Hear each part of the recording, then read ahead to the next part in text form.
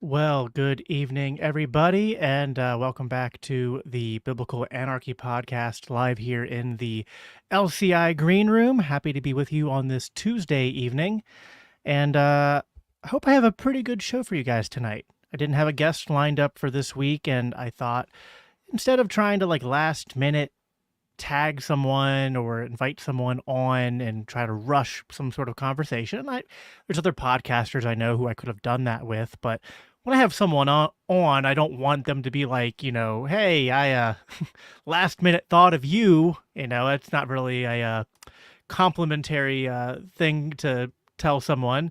And then also, when I have guests on, I like to be prepared and send them questions ahead of time and topics. And so we I decided instead, and I've sent a few posts out over the last couple of days where I've been kind of getting a feel for what you guys would want to talk about, and also some comments, some questions, and things that I'm going to respond to. So it kind of worked out actually, and I guess you could kind of say we have a little bit of synergy here of the sort of creative innovation of the free market, and also maybe a little bit of working of the Holy Spirit. And you know probably as a libertarian Christian, I think those things often work hand in hand. But sort of the random, not so random things that I'm going to talk about tonight actually are coming together to have a sort of central, combined, cohesive theme. And so I'm excited to get into it. Before we get into it, though, please make sure, if you're not already, that you are subscribed to the YouTube channel. If you're watching on X, which is the only other place I'm streaming this to, that is fine as well. But I highly encourage you to go over to YouTube and watch it there instead if you are so inclined. YouTube is just where I prefer to do my streaming and interact with my audience, and I don't always stream to X, so if you want to make sure that you catch all of my live streams and content, make sure that you hop over here and watch over. I'll be doing some audience Q&A maybe throughout and also towards the end of this stream, but I'll be prioritizing whatever comes through on YouTube, such as this comment from Hody Johns, who I've had on the show several times. He says, Wolfe, Rectenwald, Kaufman, Dawson, Quinones, and company are all quite excited for this episode. Yeah, that's quite a list of people there, and I've interacted with, I think, all of them except Dawson. I've had like a private back and forth with him once a long time ago, and it didn't really amount to much. But the rest of those I've had on my show even, although Kaufman's been a long time. And actually, Kaufman was never on my show. Kaufman was on the old Mises Caucus Pennsylvania podcast that I used to do. That was a while ago. But that was with my old co-host Rob Coburn, which I'm hoping to get on this show sometime in the near future, because he's running for attorney general here in my state of Pennsylvania for the Libertarian Party. So Rob's a good guy. But yeah, the rest of those I've interacted with, and well, that's my thoughts on them and how that plays into tonight's topic. That will come up in the course of tonight's stream. But yeah, and also if you're watching on YouTube, make sure you give this video a thumbs up. And all right, I don't have a set order here. I think what I want to do is start out with talking about Rectenwald. So Michael Rectenwald, he's a former professor. He's an author of many books. I actually think, let me look here. I'm pretty sure I have one of his books. Yep. So I got this book actually from him personally. I met Michael for the first time in Pennsylvania at a Mises Caucus event in Pittsburgh, and he's kind of from that area. So I met him there. I forget if is this one signed? Yes. So it says, to Jacob, from one thought criminal to another, enjoy. Or if you can catch that on the camera. So I read Rectenwald's work, and then I guess sometime in the past year, he was, after Dave Smith decided not to run, which was the Mises Caucus's original hope and plan, they decided to reach out to Michael Rectenwald and to ask him to be their preferred nominee for the LP presidential ticket. And so he ran a campaign to get that and fell a little bit short at the convention. I'm not here to relitigate or get into that. There's a whole lot of drama, which if you pay attention to this stuff, you already know about. And if you don't pay attention to it, I'm not going to bring any value to your life by bringing it up. So I'm not going to do that. But needless to say, his campaign talked a lot about issues that I agreed with. I also liked what Josh Smith had to say and some of the other candidates as well. I interviewed Josh and Rec and Mike Termat on my show. I had Rectenwald on twice, though. And, I actually was thinking about bringing it up, but I don't want to. I'm already doing some clips and stuff later in the show, and I don't. The problem with doing clips when you're solo is you take so much time setting it up and it's just awkward. But you can go back and watch my second interview with him. And there's a part midway through the episode where we're talking about how. Actually, let me back up. Let me give you a little bit of context here. I interviewed Rectenwald really early the first time in his bid for the LP nomination. And he then, after that, for his comments on social media regarding Israel and the war in Gaza after that broke out, after October 7th, he fell under a lot of scrutiny and then had some consequences to his career. I think his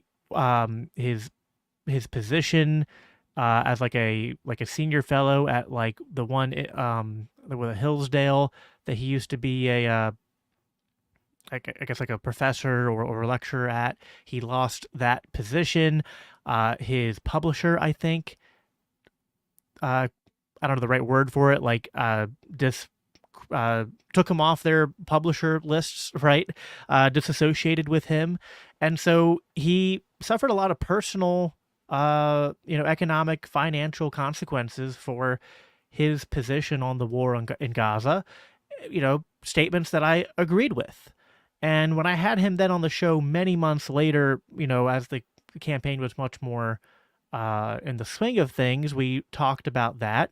And, he had a very human moment where he was talking about the Palestinians and the suffering that they have endured. And he literally started tearing up and crying in the middle of our conversation.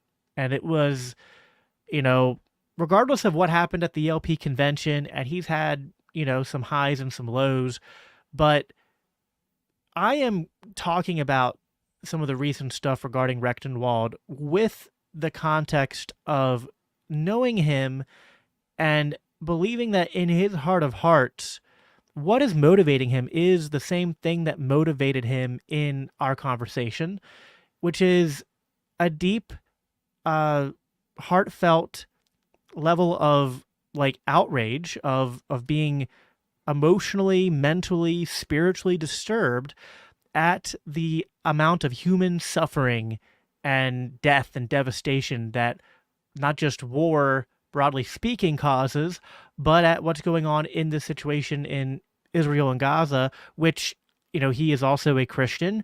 And it can be very frustrating sometimes when you see so many Christians, and heck, even some who call themselves libertarians, and they're out there not only like running cover for this, but sort of seemingly cheering it on. And that's, I don't begrudge him his passion. I do, however, think that some of his recent comments on social media, which those I'm going to be diving into, they are where I think that we always have to be careful with any issue. I see this with abortion. I see this even with things that, like I recently, I brought up Hody earlier because he made a comment, and I see he made another one, which I'll read in a minute.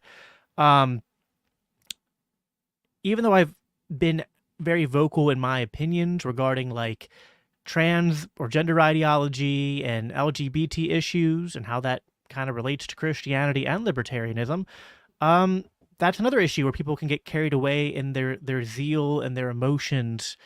And sometimes we get caught up and we hate evil and we want to oppose evil, and we want to speak out against what we see as an injustice and something that's causing harm. And we get motivated by that so much that we let our emotions and our outrage blind us. And we have to be careful. One of my favorite lines I've ever heard came from my co-associate here at LCI, Carrie Baldwin, and we were having a conversation about abortion. And she said that one of the problems with the pro-life movement is that they substitute moral outrage for a true understanding of justice, and even for a true concern for life. It's it's good to understand that certain things can be morally outrageous, like abortion is a morally wrong, morally evil thing, but we can't substitute our outrage for an actual response that's measured in truth and in love. And that's where I think that Professor Rectenwald and others might be going astray, is that it's sometimes easy to let your hate of what's evil motivate you to sort of accept a certain version of events, a certain what's the word I'm looking for here? A certain delivery of the facts that's convenient. But we should always rest on what the truth is and trust that the truth is what's going to, the promotion of what is true, the standing on what is true is what is going to help us to create the change we want to see. Like, nothing good is born from lies. And even if we distort the truth just a little bit, it reminds me, I wonder if I can bring it up here quickly, but we were talking about this at my church earlier this week, and I think we're preaching from the book of Colossians, and there was a line in Colossians 2 where my pastor was kind of making this point. It might be freedom from human rules. Let me see if I can find the part that applies here. Therefore, do not let anyone judge you by what you eat or drink, or without regard to a religious festival. These are a shadow of the things that were to come. The reality, however, is found in Christ. Do not let anyone who delights in false humility and the worship of angels disqualify you. Such a person also goes into great detail about what they have seen. They are puffed up with idle notions by their unspiritual mind. They have lost connection with the head, from whom the whole body, supported and held together by its ligaments and sinews, grows as God causes it to grow. These rules, which have to do with things which are all destined to perish with use, are based merely in human commands and teachings. He was drawing from this passage the idea that when we're telling the truth, we have to be careful to not, I think it was like the idea of false humility. And he's like, you need to be careful not to undersell yourself and to not undersell the truth. And we often like to couch the truth and twist the truth in ways that we either downplay it or we overplay it.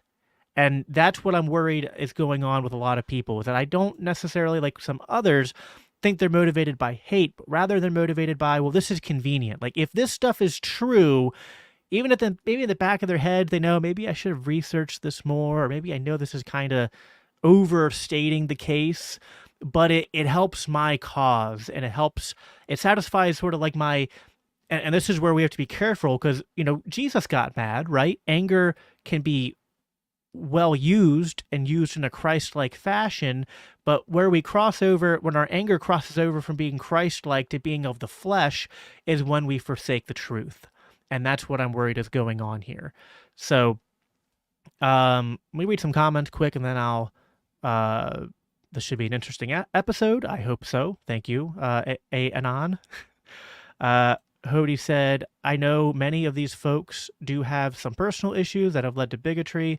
In my opinion, it just shows we need to heal people personally and not politically. It's a shame that his compassion for the suffering of some doesn't extend to the suffering of all. And you're making a good point. We can't out Satan.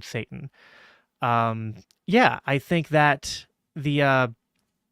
it's easy to fall into, like, collectivism's an easy trap to fall into, and we can get so outraged by one collectivism that then we find ourselves ensnared in the teeth of another evil collectivist monster. And so we have to be ever vigilant of that, I think.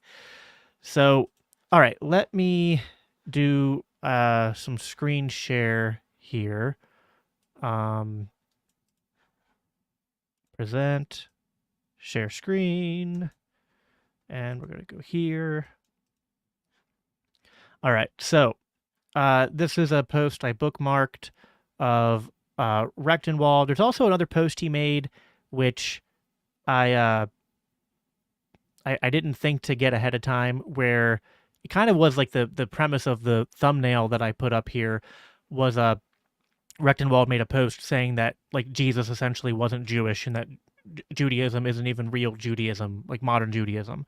And and he made other comments as well. And then that led to this comment where he says, rather than condemning Israel for its mass atrocities, cowards instead call those who condemn it anti-Semitic. Instead, speaking truth to militant state power, they attempt to destroy those who do. This includes some libertarians. It's true that Judaism is antithetical to Western values. Those who imagine that Judaism is the bedrock of Western values believe that Judaism is based on the Torah. It's not. They need to do some research. It's true that Jewish elites run the U.S. and need to be physically removed from office before they bring about World War III, and they will, but vengeance is mine, saith the Lord. They will be removed in God's time. Zionism and Israel will fall, proving that supremacist ideologies like Zionism, a Jewish supremacism that violates the order thou shalt not kill and that treats other humans like they're less than human, cannot stand. And then he made a comment here saying anyone who cares to begin to learn about Jewish and Talmudic ethics, religion, should begin with this article. So I made a response referencing back to a thread that I made actually earlier in the year about where people go wrong with the Talmud. And I'm going to get into that in a second. I'm going to pull up my notes here because I want to talk about what Rectenwald has brought up here. So give me a second. My notes are just not cooperating with me. Okay, so scroll back to the top. So he provided this article called American Pravda Oddities of the Jewish Religion by Ron Unz, and he's drawing heavily from Israel Shahak's, that's his right name, Israel Shahak, his book, Jewish History, Jewish Religion. Now, Israel Shahak, he died in 2001. He was a Polish-born Israeli professor of chemistry at the Hebrew University of Jerusalem and a prominent political activist. He was a Holocaust survivor who spent time in the Bergen-Belsen concentration camp during World War II, and he became a vocal critic of the Israeli government and Zionism, particularly in relation to its treatment of Palestinians. And he was a scientist, and I think in his scientific endeavors, he was mostly well respected, but his takes, obviously on Israel, probably came under fire, but then his works on Judaism, particularly, he wrote something called The Jewish History, Jewish Religion, The Weight of 3,000 Years. He made a lot of criticisms of the Talmud and other Jewish religious practices, and basically said that Orthodox Judaism promotes ethnocentrism and hostility towards non-Jews. And now I'm not an expert on Shahak. I just gave a little bit of background there because I wanted to give you context of this article and where a lot of it's being drawn from. I couldn't tell you if this guy's a total nut job. I couldn't tell you if he's just misguided. Who knows if he's hateful or not. I mean, he's got a complicated backstory because he was a Holocaust survivor. So like I'm not going to like really focus in on him, but I want to focus on the claims, right?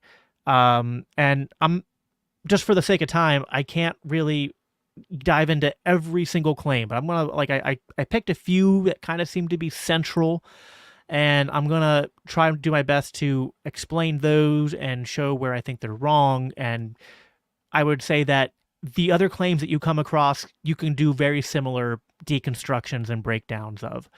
Uh, that reply of Casimir seems spot on. Yes, Casimir there in the comments and in the stream. How you doing, my good friend? I have to get you back on the show sometime soon. I know you've been busy, but we're well overdue for a follow-up conversation. So I'll be DMing you sometime soon. All right, so uh, actually, I think I can hold on. I'm gonna stop sharing my screen because there's no reason to keep that up and make that distracting. All right, so the claim one that you hear a lot is about that in the Talmud, and this comes from more than one spot, but you'll hear a claim that the Talmud and thus Judaism teaches that non-Jews are inferior to Jews.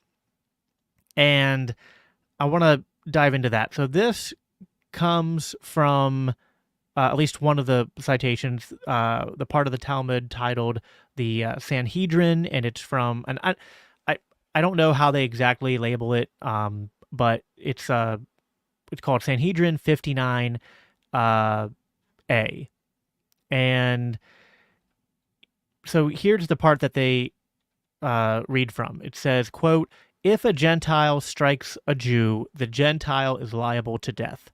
And it is taught that a Gentile who strikes a Jew is liable to death because it's written in Exodus 2, referencing Moses, if he looked this way, he looked this way and that way, and when there was no man, he struck the Egyptian." So it's kind of like they're using that passage to say that, well, Moses killed the Egyptian for just, striking or hurting a Jew. So we can extrapolate from that it's just to kill non-Jews, even if they're just hurting Jewish people. But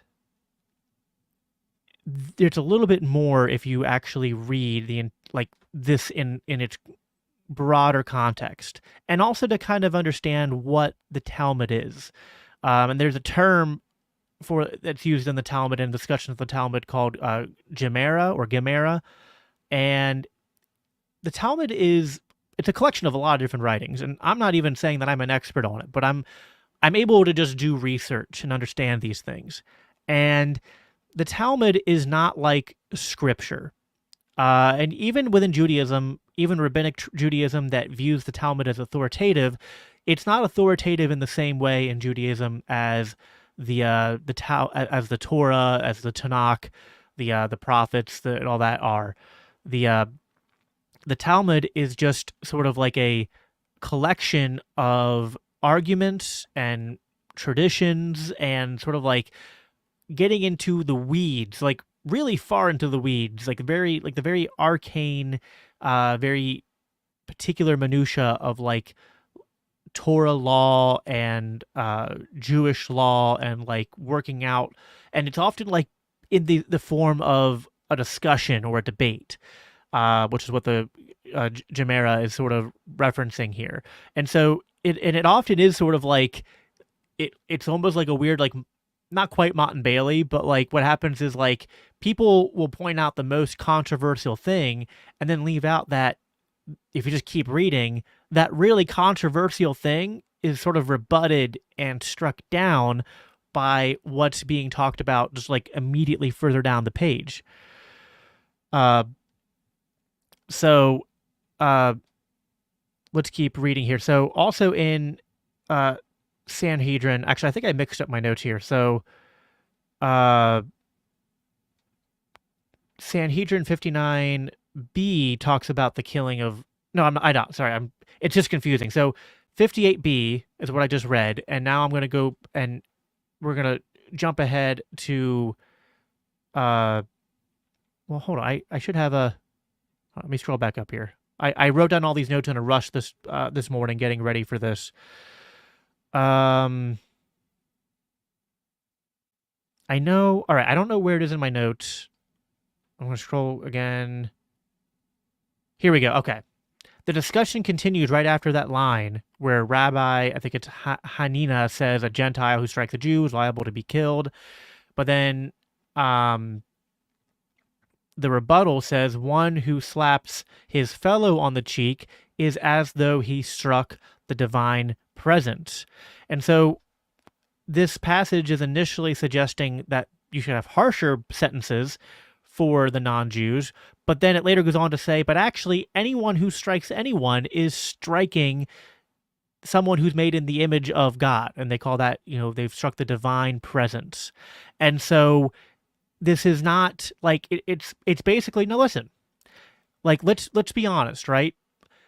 Yes, within Judaism, within the history of all of Judaism, there have been what you could call supremacist or even like racist sentiments, where some Jews have argued that, like, for essentially that, yeah, we're the chosen people and we're superior to the Gentiles and the non-chosen people. And you can even just see this in the Christian New Testament, where Jesus and Paul and the apostles are having to deal with that and kind of dispel it.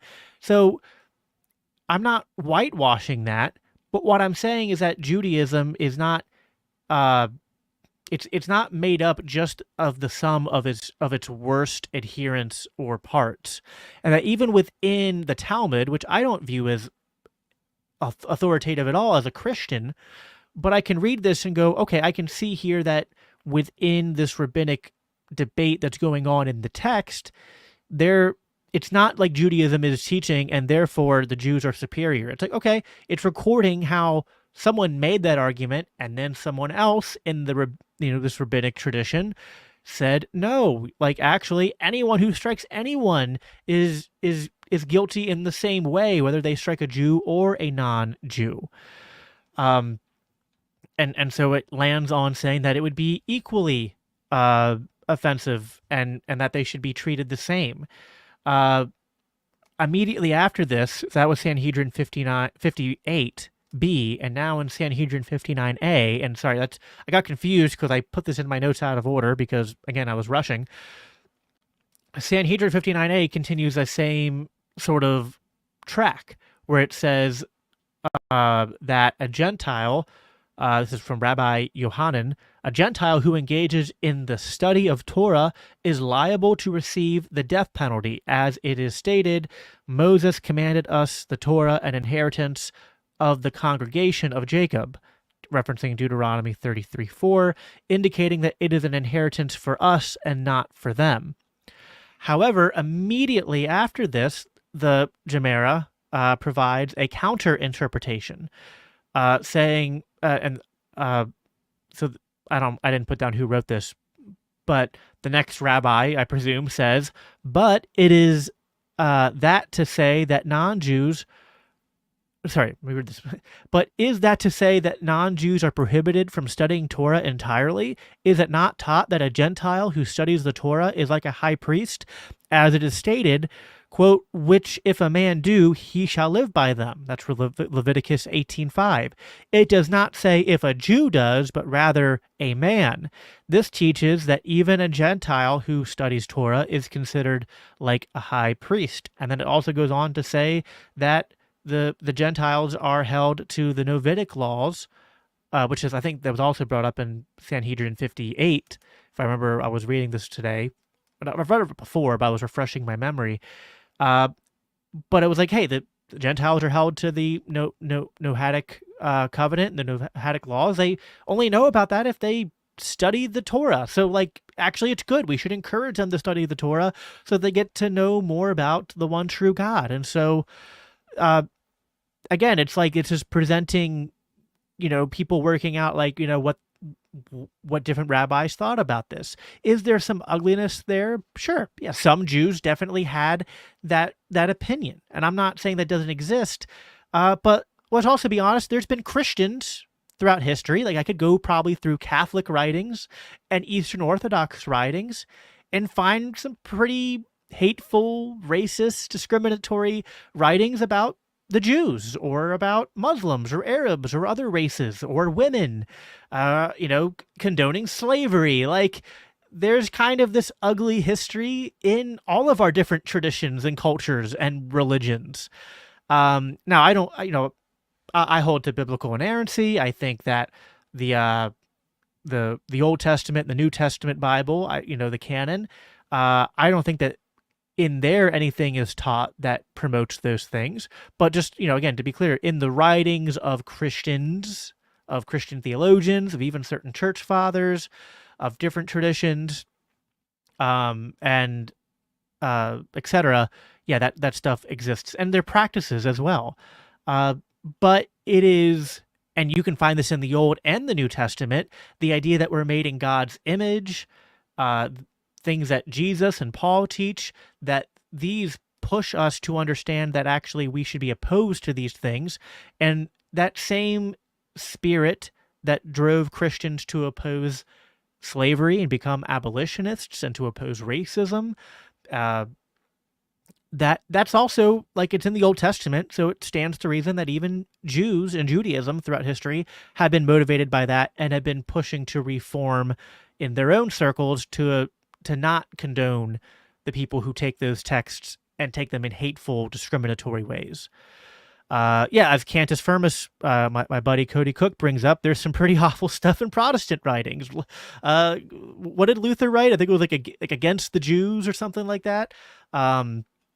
Something to that effect. So, yeah, it's definitely so you can find some ugly stuff here in the Talmud, but that's not surprising or like especially damning of just Judaism. Let's see. I had another couple ones here. There's one about like returning lost property to non-Jews. That's, so it someone said essentially that, like, we're not obligated to return lost property to Gentile because Deuteronomy 22 says you shall return it to your brother. Well, brother means Jew, not a Gentile, so we don't have to return property to Gentiles. But then someone says, well, hold on, we're actually spitting in the image of God, and we're making us and God look bad if we don't have concern for even non-Jews and their property and their rights. So it says, if there is a concern for the desecration of God's name, it is necessary to return the lost property to maintain peaceful relations and avoiding dishonoring God. So there's one, and that was a Baba, 113a. Then there's, okay, so here's one where there's, like, again, some truth. This is Gittin 57a. You'll see this a lot where, like, the Jews believe Jesus is in hell, boiling in excrement. And it now, there's some who say that, so it says, what is the punishment of that man, Yeshu? Some people say Yeshu is referring to Yeshua, the original, like, Hebrew, Aramaic name for Jesus. And that's plausible, right? I would even say, like, I would say that's probably how I would interpret this. There are some who say this is actually not talking about Jesus at all, but, like, let's just, to make the strongest case here, let's say it is talking about Jesus, and it's saying that anyone who mocks the word of the sages is punished in boiling excrement. And so, yeah, okay. Why is that, like, if the Jews reject Jesus as Messiah, then they think that Jesus is either, like, dead and just in the ground, or if there is some kind of hell or afterlife or punishment, that, and this could just be, like, imagery, right? It could be, like, hyperbole. But what it's like, okay, in a religious sense, yes, we should criticize Judaism from a Christian perspective for failing to recognize Jesus as the Jewish Messiah. But this isn't, like, really add anything to the case that, like, Judaism is ultimately a religion of hate and necessarily one of supremacy, like racial supremacy or anything like that, or we're condoning violence against non-Jews. It's just like, okay, they don't believe in Jesus. That's really not surprising, because if they believed in Jesus, they wouldn't be Jews, or they'd be Messianic Jews. So I think, so that's all from this note. I was also going to go back and, so I'll screen share again here. Put this back up. I made this post back in April, and I'll just read it here because I like this take I made. So just pat myself on the back a little bit. There is a lot of weird stuff in the Talmud. However, there's a lot of exaggeration and fabrication about certain things it says. I was in a spaces last night where people kept talking about the Talmud and Talmudic Jews. I encourage people to vet these claims and citations that get thrown around. You'll find a few trends.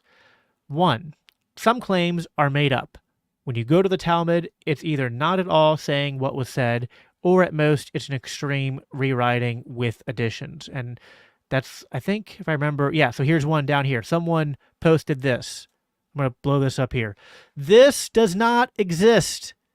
First of all, there is no section of the Talmud that's called Talmudic law, let alone a page 978.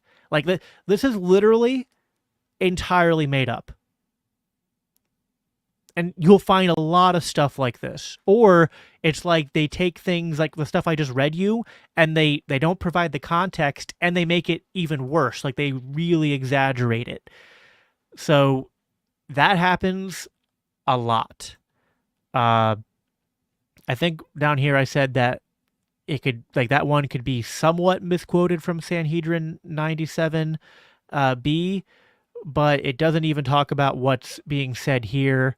So you can go read this post here. I don't want to take too much time reading it, but I went into a back and forth with a friend of mine who accepted what I had to say.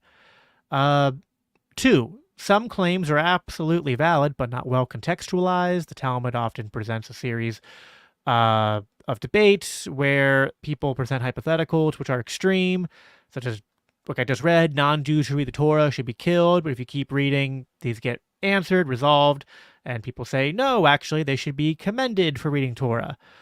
And yeah, some people misquote Sanhedrin 59a as saying killing goyim is like killing wild animals. Like, that's not even what it, like, that's one of those things where they take something that, if you're being charitable, it's like, okay, there's some weird tension here about, like, Jews and Gentiles and viewing Jews as superior, but it doesn't anywhere, like, say killing goyim is like killing wild animals. And then 3, some of the claims are mostly or somewhat true, and examples of where Talmudic Judaism is worthy of scrutiny or criticism. Here's one that's, like, it's bizarre. There are explanations for it. They don't quite, like, make you get rid of the icky feeling that you have about it. So this is from, sorry, let me find it again, because I have more notes on it here. Avada Zera 37a, which, I'm trying to find where I have the full text written out, and I can't. Here we go. It's talking about how a 9-year-old boy is fit to engage in adult activities, but if he does that, he also imparts ritual impurity. And with a female Gentile child, the age is 3 years and 1 day old, where engaging in adult activities imparts ritual impurity. And the response is, isn't that obvious? And it says that there's differences in the reproductive capabilities of a male and a female, and that the boy child is capable of essentially tricking others to sin by employing persuasion. So, okay, that's weird, right? Like, you're reading this and you're like, listen, even some of the stuff that's in the Old Testament Bible, where it's like, you know, a little bit of incest, or it seems like it is incest, but you know, like siblings or someone with their children, or it's polygamy. It's not quite the same as this, right? This is weird. And like I said, very bizarre. The commentaries about this say that this is not condoning that, like, there's no one saying you should do stuff with children. That's obviously wrong, but it's like they're researching, like, very obscure parts of like ritual law, and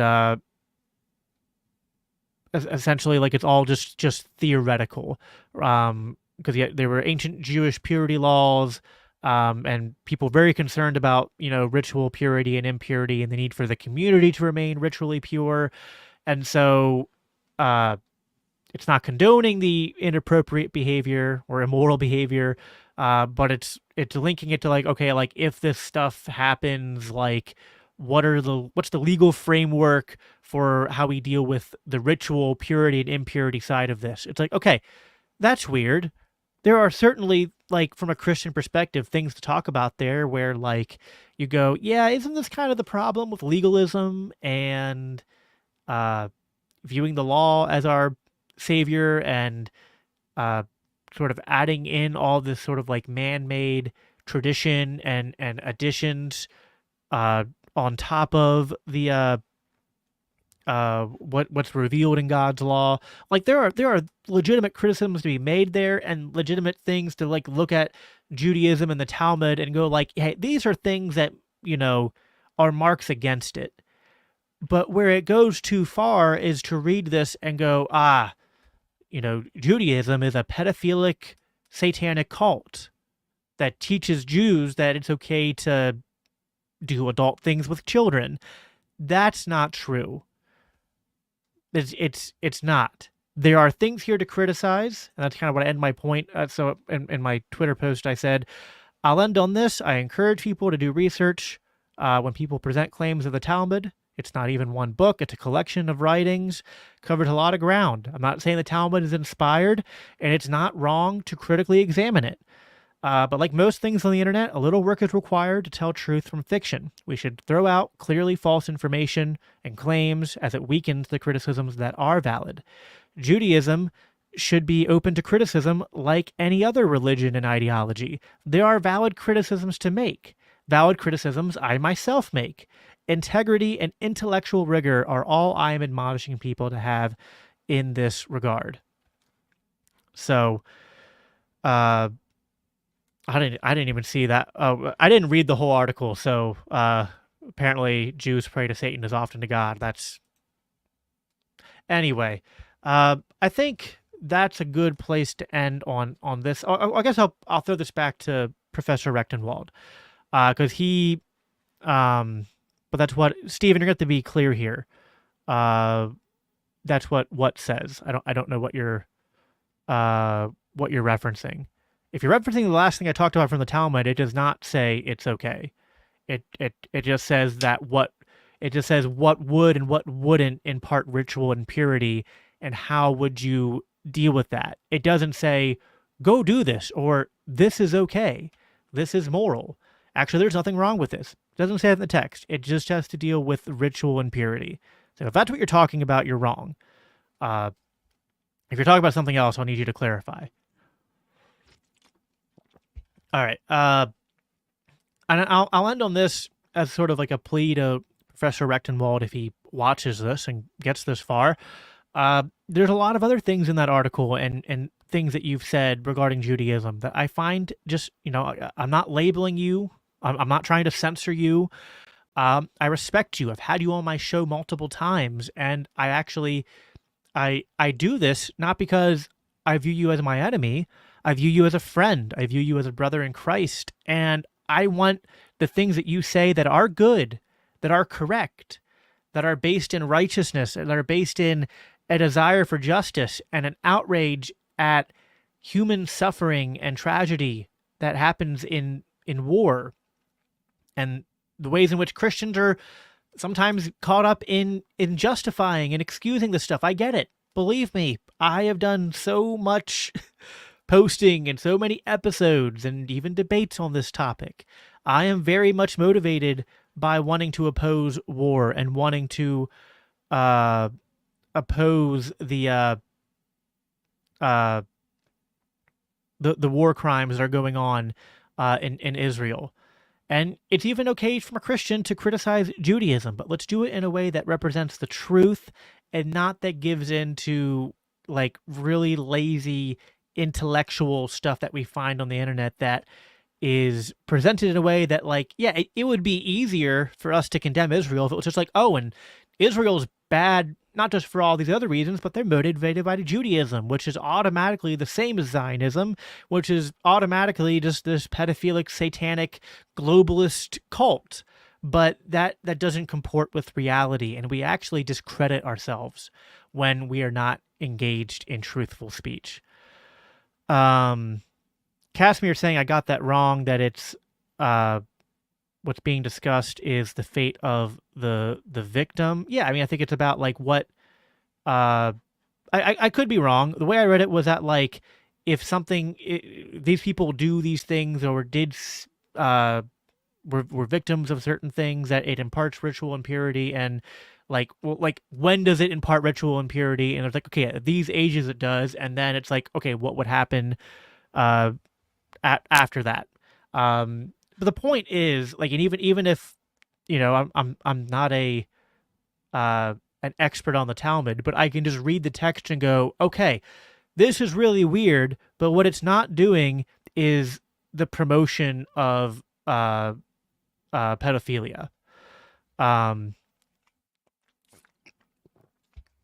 Yeah, and like Casimir was saying, the law says that intercourse without marriage, especially if it's done to a minor, that would be not good for the aggressor. And there's nothing in that passage there, which, I mean, I'll bring it back up here. Again, when it says, it's just that the language is very like off-putting. But when they say that the 9-year-old is fit to engage in the adult activities, what it means is that he's physically able to. That's the way that the Jewish commentaries have talked about it. It makes sense within the context of reading. I mean, go look it up. It's Avoda Zera 37a and read it all in context. I'm not saying it's not weird. I'm not saying it's not something that should make you like a little uncomfortable and go, yeah, okay, well, I things that we can legitimately criticize about Judaism, because I think that this is an example of extreme legalism, right? Which is in contrast to Christianity, which is based on the gospel of grace. It's a covenant of grace, not of works. We reject legalism. So this is this is important stuff to talk about, but we have to do it and do it in good faith.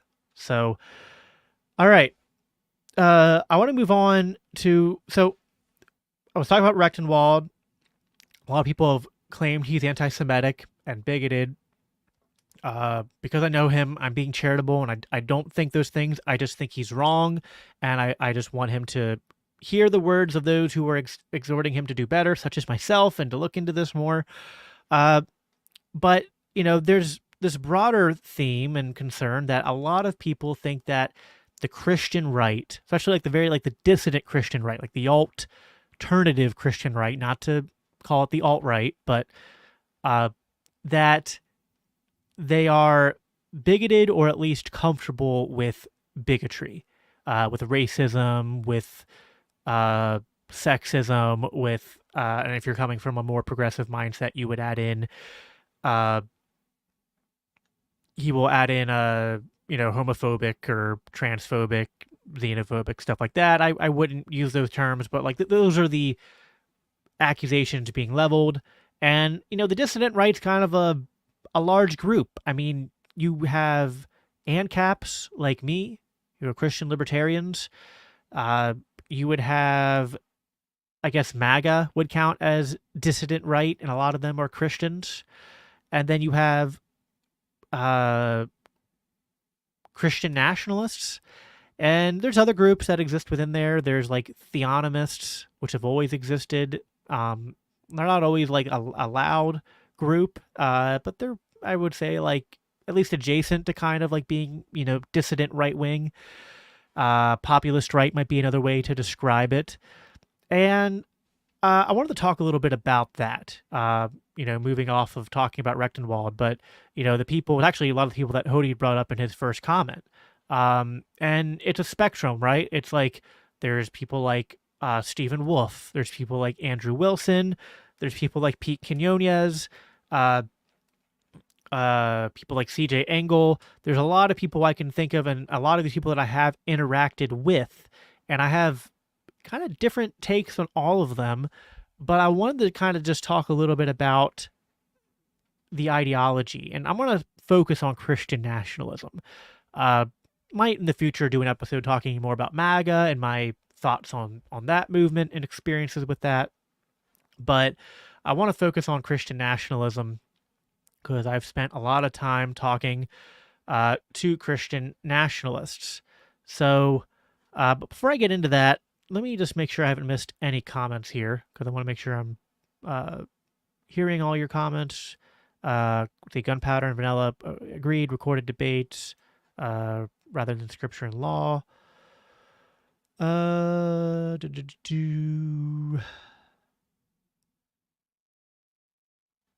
said, yep, we hold our friends accountable in order to succeed, especially when we promote an ideology that says we don't need a state to do this for us. Absolutely. 100% agree. And then Casimir asked, is Rectenwald even Christian? I see none of this in his messaging. What is his denomination? I don't know his denomination, but I know he is Christian. I think he is a new Christian, like within the last year or two. So he's kind of a baby Christian, and that probably plays a part in all this as well. All right, so I was contemplating playing clips from both Wilson and Wolfe, but I don't have time for that, and I don't want to, fill up the episode with too many clips.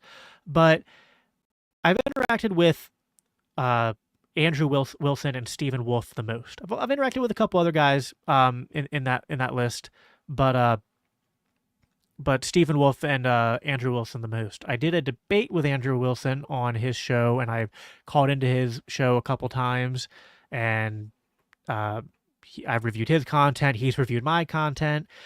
So Andrew is an Eastern Orthodox, and he presents a sort of Christian nationalism that I would say I have. Well, I don't know. It's kind of funny. Like Andrew Wilson and Stephen Wolfe present different types of Christian nationalism, and then they have a lot of overlap. And then there are things I'm concerned about with both. But I would say I'm less opposed to Stephen Wolfe's Christian nationalism, even though I'm opposed to it, but there's more overlap there. Wilson has an approach that's kind of very similar to it. It's ironic because he's Eastern Orthodox, but it reminds me of, if you're Reformed or if you are at least somewhat familiar with like Christian atheist debates, you might be familiar with presuppositionalism. And that's kind of what Andrew does. Like, not exactly, but it's a weird roundabout way of doing it. So I wanted to describe how Andrew Wilson's worldview works, and this represents a lot of Christian nationalists. But they essentially start with the idea of that, like, the only foundational premise that we can act on is divine command. That essentially, like, we have... Now, like, when Reformed do this, they go by, like, well, it's just what the Bible says. But when an Eastern Orthodox, or there's even Catholic Christian nationalists who would do this, when they make the presuppositionalist point, they add on, it's not just the Bible, it's the church, right? And it's all the church teachings. So what Andrew Wilson would argue is that the only foundation for truth are divine commands, which we know based upon scripture, based upon what the church teaching is. And based on those, we get moral oughts. And those moral oughts are not up for, like, debate, but we have to enact those moral oughts into society. How do we enact those moral oughts into society? Well, ultimately, everything comes down to force. And he argues that because men have a sort of power imbalance with women, that essentially men, and then hopefully if the majority of the society is Christian men, that Christian men are going to have a monopoly on force, and therefore it's their moral duty to, with that monopoly on force, to uphold Christian values in society, and therefore you have Christian nationalism. Uh, he might, argue it differently, but that's my understanding based upon debating him, based upon hearing him. He often uses what I would call my criticism, I guess, and I brought this up in our debate, is that he conflates description with prescription, and he almost uh, overlaps them. He's like, we can't prescribe things differently from what our sort of idyllic vision of society is. And so to him, he's like, well, we have these divine commands, so therefore the only thing we can prescribe are people listening to and adhering to these divine commands, having these divine commands enforced in society. Now, he rejects the idea of natural law, that's just a made up term to him, and that all there is God's law. And then there's case law, and that those who are governing and those who have the monopoly on force, that there are certain things where the Bible and church teaching isn't abundantly clear. And so therefore, the way in which the Christian government is going to act is going to be on deliberation, it's going to be on case law, it's going to be on a case-by-case basis.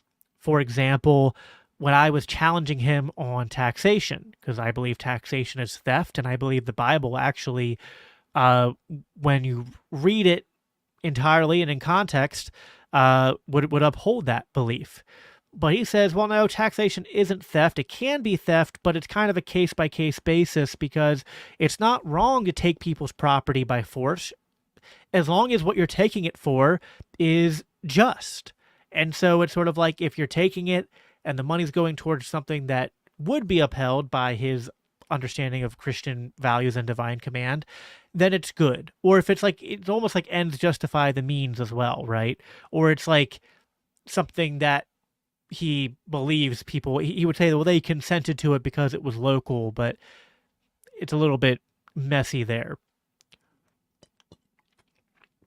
So that's part of the problem. And then, but things that, and this will get into something Hody just said, the issue is there is no case law for the things where the Bible, he would say, and church teaching is abundantly clear. And so, homosexuality, preaching false religions, Sabbath laws, probably, things like that. Those can be, just automatically, we can use the government to force these out of society entirely, because these are divine commands. And if you're not, if something is unjust, if it's evil, well, those with the monopoly of force are obligated to resist evil. And one of the underlying presuppositions of this form of Christian nationalism is that force is not good or bad. Force is just a tool, and it's only as good or bad as essentially what you're using the force to initiate. So if force is being used to produce the outcomes that Andrew Wilson wants, that the Christian nationalists like him want, then it's good. But if not, it's bad. And it's funny because he said he's not a consequentialist, and he's actually tried to label me a consequentialist. But in my opinion, that's essentially what that worldview boils down to, is that force, taxation, all these things, it's essentially, good when it creates the outcomes I want and bad when it produces the outcomes I don't want. But that's not a consistent standard, because what it does is so there's two errors being made by this form of Christian nationalism. The first error is a conflation of description and prescription, where he relies a lot on this idea of the men having monopoly of force, and just granting him certain, because I could maybe really argue that, but I've seen him defend the description pretty well. And sure, men are generally stronger than women. Men would probably, if men theoretically all combined their efforts together, they would be able to overpower women and they would have a monopoly on force, and that anytime there's conflict in society, that maybe you could try to work it out peacefully, but if you can't find peaceful resolution, that it's going to come down to force, and that really property rights and any things you call rights, anything that you want in society ultimately comes down to force, or the inherent threat of force to make it happen or to protect it. The problem is, like, he then conflates that description, which is like, listen, it's partly true. It's kind of like might makes right. And even like anarchists like Stirner and others have like made this observation that, yeah, like to some extent, rights and moral prescriptions are kind of like, social construct isn't quite the right word, but they are abstractions. And you could have a belief, but doesn't mean that that belief is what's going to happen. And sometimes what it comes down to is just who's got the bigger gun, right? Like, I think that the innocent Palestinians don't deserve to be killed by the IDF. But in this case, the people with the bigger guns are the ones who are winning. But I would say the issue is that Andrew essentially says might makes right, but I was like, no, might makes reality, but it doesn't mean that it's right? Like, we have to have a purchase on moral prescriptions, and we need to be able to separate descriptive reality, which does kind of sometimes come down to power imbalances and force, to, well, what is right and wrong, right? We can't just say that whenever someone forces their will on someone else, like, well, now they're automatically right. That's actually not even logically coherent.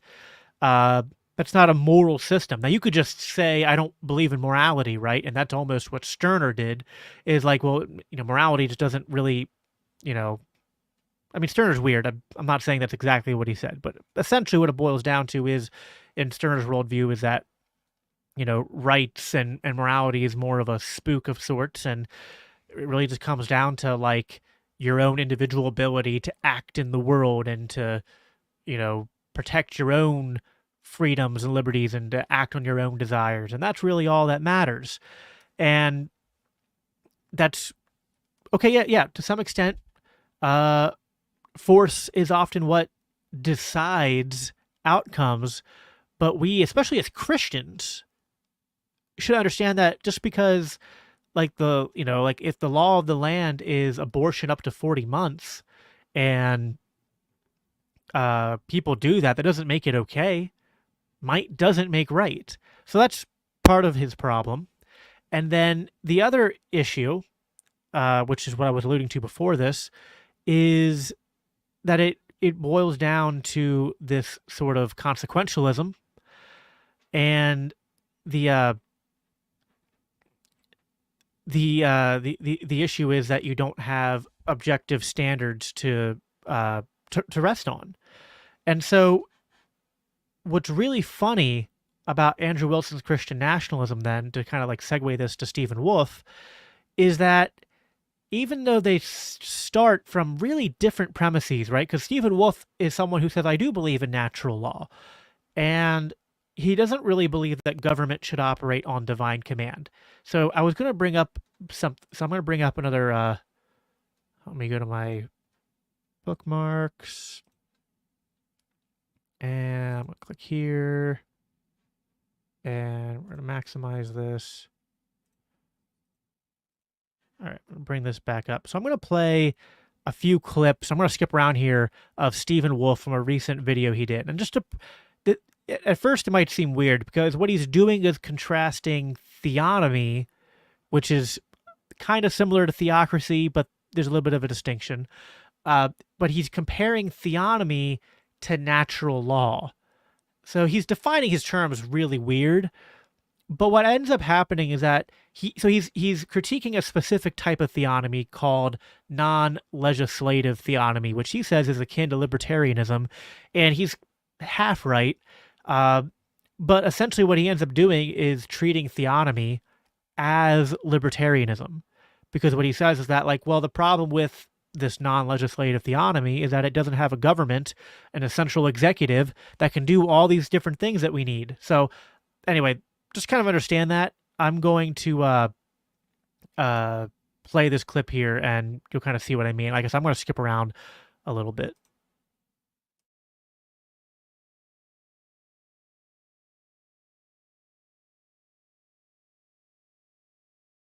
It's going to be on theonomy.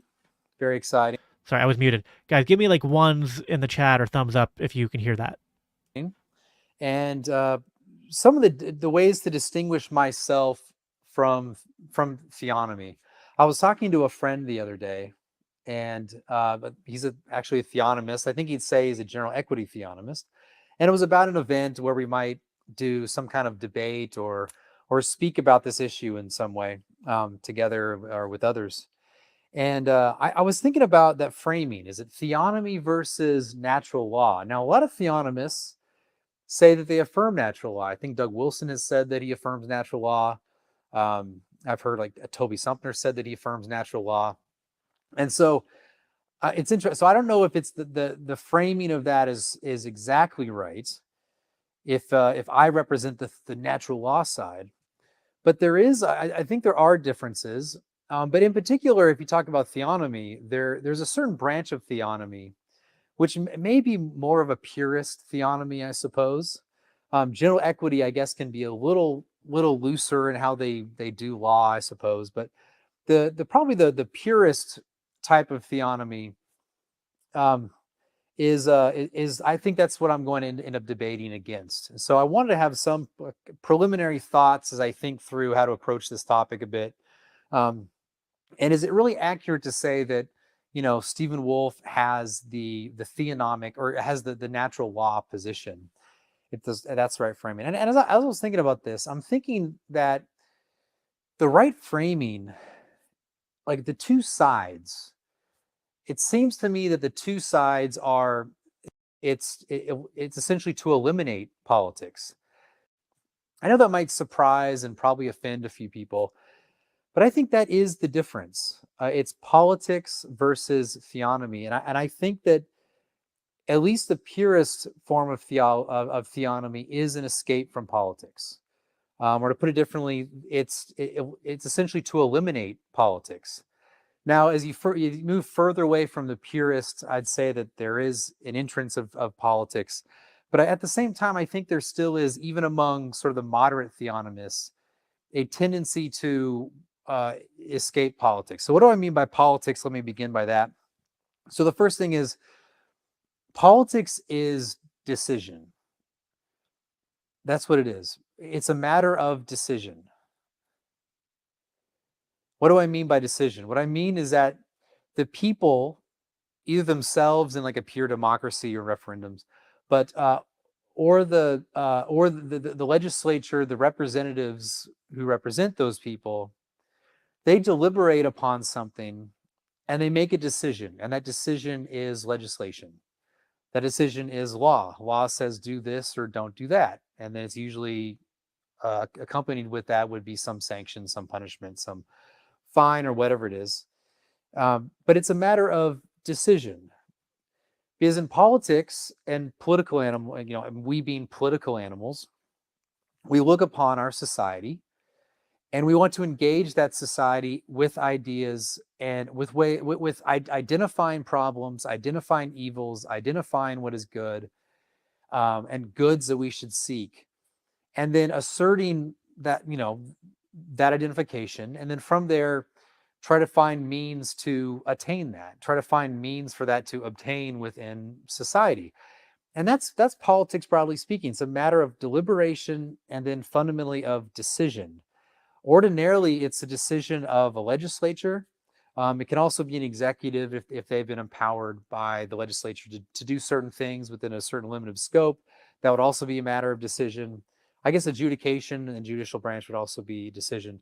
But primarily, that's what politics is. It's the people themselves deliberating in public discourse about the good, about what is evil, and then the means to obtain the good and suppress or eliminate the evil. That's just I mean, Yeah, and the object of it is your political life as a community in society. So it's you centered on yourselves, trying to obtain the good for your people. So that's politics. That's how politics has always been understood since the very beginning of human society. All right, so I'm going to pause it there for a second just to comment a little bit on that. It's it's interesting because, and like I know where he's going with this, and I know Wolfe's worldview pretty well, and like there's parts of that there that I agree with. Like certainly the word politics and the understanding of the word politics, the development of like political theory isn't limited to just like our Western American understanding of like partisan politics and things like that. But if you look at like original Christianity, right?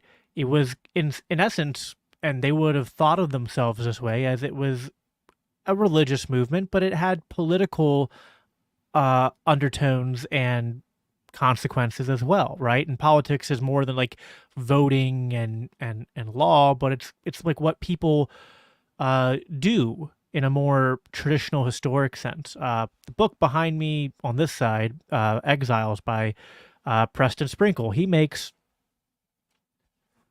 a very similar point, and Preston Sprinkle is the opposite of a Christian nationalist. Uh, but we just read this opening line here. Going to church is a politically subversive act, or at least it used to be. Most people hear the word church today and think of a church building with a cross hanging on the front wall. But a first century merchant in Corinth would have heard something very different. The original meaning of church was profoundly political, and then he gets into the original word being ecclesia and what that referred to. And you should definitely go read this book. I've had Preston on my show, but ecclesia was a rather regular gathering of Greek citizens to listen and discuss and decide on things that affected everyone's lives. It's kind of similar to what basically what Wolfe is saying here. And anyway, I'm trying not to like just read the book or summarize the book too much, but the idea being that politics isn't just how we vote, but it's kind of like how we act out our convictions in society. And that's kind of what Wolfe is getting at. It's like politics is like looking out in the world and wanting to make an impact, like seeing problems, seeing things that are good that you want to protect, that you want to promote, and seeing things that are bad that you want to change, that you want to limit, that you want to stop, etc. Right? And it covers a lot of ground. And I kind of agree with him insofar as like he's just making that observation. And you see, like that's actually when you read his book, he starts from the premise that government and politics are just inherent to human nature, even pre-fall. And he explicitly says, I'm not making a case from scripture. Like the entirety of the case for Christian nationalism, which I think, if Hody, you're still there, you can back me up in the comments because I know you've read it too. He says word for word, I'm not doing any exegesis in this book. And that's not like that's just not what he set out to do. He's not like, again, very different starting point than an Andrew Wilson, who's like, we're starting with divine command, right? And everything we're doing is like, it's a more theocratic, presuppositionalist approach to Christian nationalism, whereas Wolfe kind of takes this like, well, politics is just natural to humanity and what we do, and Christianity should influence all areas of our life and it should inform all areas of our life, so Christianity should inform the political, and insofar as nations exist, the nations should be informed by Christianity.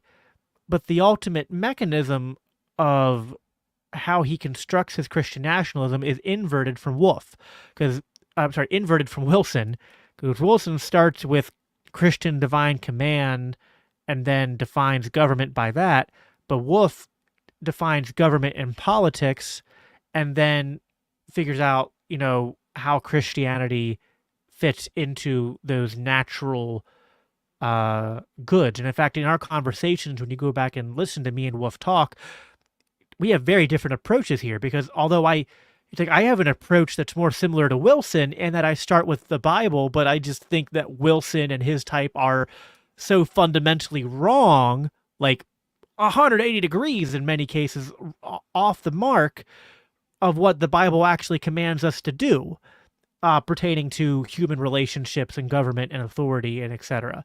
Whereas Wolfe's like, yeah, but like the Bible's not a political document. We shouldn't be reading the Bible that way. The Bible's about salvation and sacraments and uh, you know, and salvation and things like that. But and Wolf's an amillennialist, right? So he's not like a post-millennialist like many theonomists and Christian nationalists are, who think that there's going to be a golden age of Christianity that brings about the second coming. He's like, no, I just, it's like, I think that government just exists and everything's political, and, it should be influenced by Christianity. Christianity should sort of, uh, Christian men engaging in the natural act of politics will govern in certain ways, but the foundation is more of this sort of like classical, like, and this is his own description, like classical, almost like medieval uh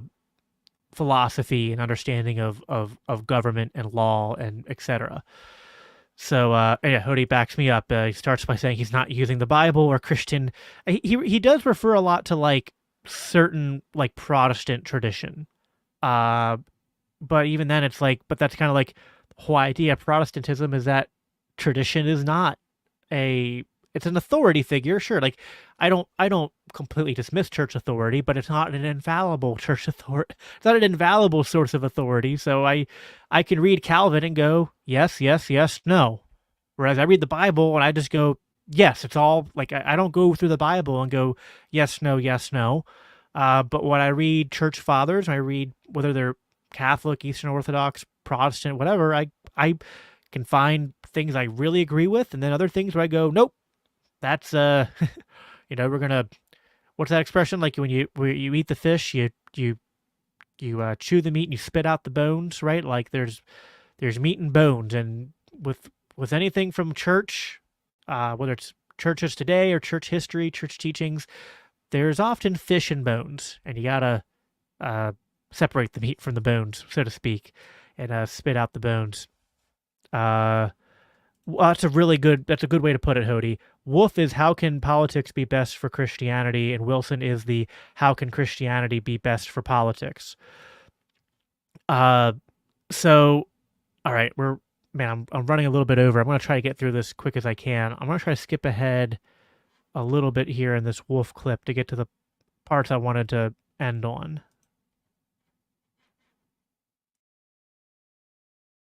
Aristotle was right when he said that a man is a political animal, meaning that as a not an animal, not people misunderstand. He didn't mean that it's like they're ferocious and they're like ferocious political people.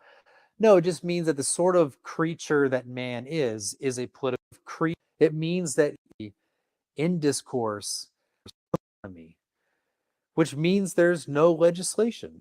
The more that's what politics is. That's what it's always been. It's a matter of decision after deliberation. Now, on the more pure theonomic side, I recently came across this term called non-legislative theonomy, which means there's no legislation. There is no, which means there'd be no legislature because they'd have nothing to do. And so there'd be no creation of law at all. And in fact, this would render the magistrate or the civil government merely as sort of, at best, a type of delegate from God to enact the laws from the Bible, or at least to apply the laws. It's not even clear that there is an enactment or a promulgation because the laws have already been enacted and promulgated via scripture. So you don't even, in that sense, you don't need a clear executive. Or if there is the executive has a sort of, at best, like a sort of police force, but not an enforcer, not an enactor, not an executor of laws, apart from the police force side, I suppose. But when I hear some of them talk, it's not even clear that there would be an executive. It would be that there's some sort of injustice or evil occur in society, and then the two parties that are a subject, or that were where the injustice occurred between, or the alleged, would then go before a judge, and the judge would adjudicate based upon scripture on that case, and that's it. And it would have to be a specific evil prohibited, which would be an injustice to be rectified through judgment. So it's not even clear that there would be an executive who would bring or force one party to be adjudicated. Or perhaps the judge himself would be the executive, and there would be executive judicial combination. So it's not really clear to me, but from what I can tell, the political system or the governmental system would lack entirely a legislative unit. Now, this means, so on my side, I would say that the civil government, in a way, mediates divine rule. Now, that doesn't mean they mediate salvation as Christ does. It means that they have the power to enact law, to promote the good, and to suppress evil. And in that way, they're a sort of mediator in that if you have distinguish this from like a minister. Ministers in church don't have a lawmaking authority. What they have is they take the laws of Christ that apply to them, like a minister to the ecclesial or ecclesiastical. They have some governmental aspects where they can set rules and policies. For example, if there's, I don't know, my church recently said it was like that, but they can't establish rules that pertain essentially to an ecclesiastical body. Okay. So that's different than a civil authority, which in my view would have a mediating authority such that they can create law. Now, they can create law only if it's derived from the natural law or the moral law, and I'll get into that a little bit later.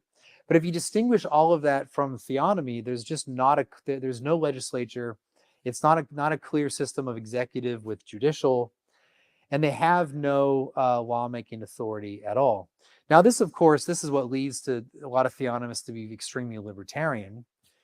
And I think there's a lot of problems with that. First of all, that's the part I was trying to get to. And again, episode for another day. There are many different types of theonomy. Some theonomists border on libertarianism.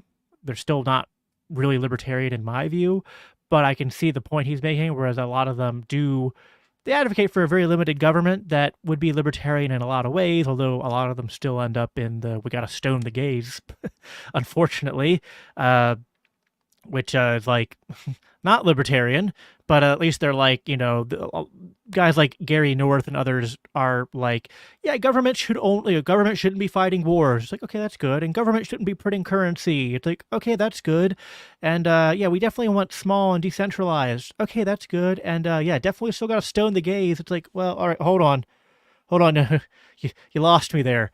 But I see his point, whereas like he's saying like the purist theonomist has some overlap with libertarianism, and the criticisms he's going to make of this type of theonomy are criticizing the libertarian side of it, where it's not enacting regulations on society beyond what's like explicitly taught in scripture. So I'm going to see if I can find this part here really quick. Or at least an example of what some of his criticisms amount to.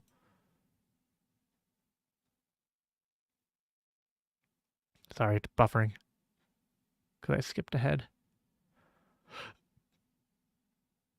Load. Also, we're going to be ending here soon. While this is buffering, please, wherever you're watching this, like this video if you've enjoyed what I've been doing tonight. I appreciate all of you watching and all the comments.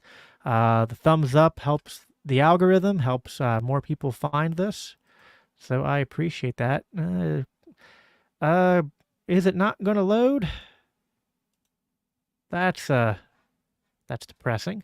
Here, let me try, because I'm watching this on Twitter, but let me see if I can, because he also posted it on YouTube, so let me switch to the YouTube one, see if I can't get it to come up that way.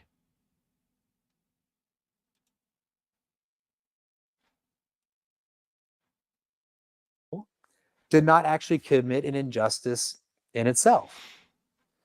So these are the various problems. I'm going to back up. I'm going to back up a little bit. This is perfect. To the case, I guess perhaps you could do that. And also, but facilitate our movement from place to place have to be thrown out. I don't know how they deal with like different ideas of sewage systems, of lakes overfishing. Would they prevent a guy in a river from using a net to catch fish? Most places that's illegal. And why? Because let's say there's salmon coming up the river. I don't think it's wrong in itself to use a net to catch fish, but that could lead to the destruction of the salmon population because that's how they go up to spawn. That's how they repopulate. Would that be against the law? Could you find a way? And also, who can you identify the clear victim there? Like who's that individual victim? Can there be a class action where it's like the whole community now is a victim and therefore they're a party to the case? I guess perhaps you could do that. But is the act in itself an act of evil to use a net? Let's say the guy used a net once, he gets a few hundred fish, and it doesn't actually affect the rest of the population. It actually he was able to sell a few hundred fish. That doesn't seem evil in itself because the salmon can still keep populating. Now, if 100 guys do it, they follow, hey, look what this guy did. Another 100 guys do it. Well, each individual case is fine because it's okay for a guy in itself to go use a bunch of nets to catch a bunch of fish. But if 100 or 150, 200, 500 people do it, they eliminate all the salmon. Well, who committed the evil? Well, collectively they did. Okay, are you going to try all of them? Can you try a collective group of people who at the individual level did not actually commit an injustice in itself? So these are the various problems. And also the other problem is, and I could just go on and on with examples about that. And the other problem is that it eliminates politics. It eliminates. All right. So I feel like I need to do this video more justice and do a longer response to Wolfe maybe in my next live stream, because man, there's so much there I want to riff on, and I might even have him back on the show at some point. But there's just there's just too much that I want to get into. But first of all, yes, Casimir, we have solutions to all this, right? And it's like, it turns out that central planning and collective ownership of water or any other resource is a bad way to ensure that it gets used properly, whatever that even means. He even said earlier, which is why I wish I had more time, he says earlier that, like, well, the problem is that some regulations are bad because, like, you'll have laws that regulate how many fish can be caught, but it doesn't really make sense because in some lakes maybe that would make sense, but in other ones it doesn't, and so it'd be a bad law. And it's like, and you're demonstrating why the best law or regulation would be the local law that's really set by the property owner. That when someone owns the property, that they are the one who is financially incentivized the most to protect that property and to set the rules for it accordingly. And so, yeah, there's it's like Wolfe needs to, it's like he's criticizing like the idea of libertarian governance. And he defines politics as everything that like all that we do, right, as a society. And it's like, okay, if you're going to go by that definition, then really it's like you're not, and if we're not going to have an argument about what the Bible teaches about these things, then yeah, he needs to read Hoppe. He needs to read Rothbard and Kinsella and understand the idea of private law, because it actually works. It just works better. So anyway, I just but it's funny because at the end of the day, Wolfe still ends up in the, and I like Wolfe. I've had conversations with him, and I hope to again. But he ends up in this sort of like consequentialist thing where he's like, well, yeah, it's not evil for people to fish with nets or to do these certain things, but this collective outcome of all these people doing this stuff unregulated can lead to bad outcomes, and therefore we need to use force to restrict it. And so there's an issue there. And it's not, there's no consistent standard, and he ends up in the same place as Wolfe does. Even though they start from different premises, they end up in this force is good when it upholds what we like, and bad when it doesn't uphold uh, uh, what we like. But and again, there's definitely something there where, like, yeah, force is good when it's used to uphold things that I like, right? But like, I have an actual consistent standard for what I like. It's not based just in outcomes.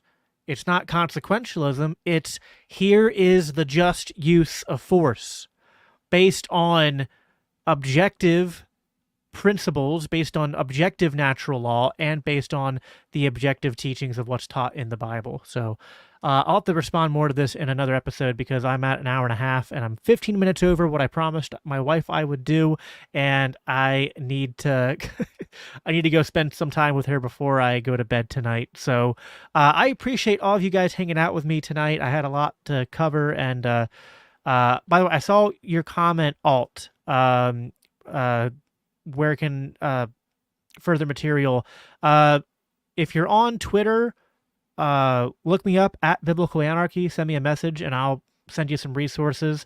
If not, just comment on this video after it's posted and no longer live, and I'll respond to you there. But I appreciate y'all, and we'll definitely be doing more of this kind of content here soon. But yeah, that's all I have for you guys for tonight. No future planned streams. We're going on a retreat this weekend, but keep an eye open for again, make sure you're subscribed so you see the announcements when they come out. And yeah, I'll probably be back sometime next week with another show. So until then, as I always conclude by saying, live at peace and live for Christ. Take care.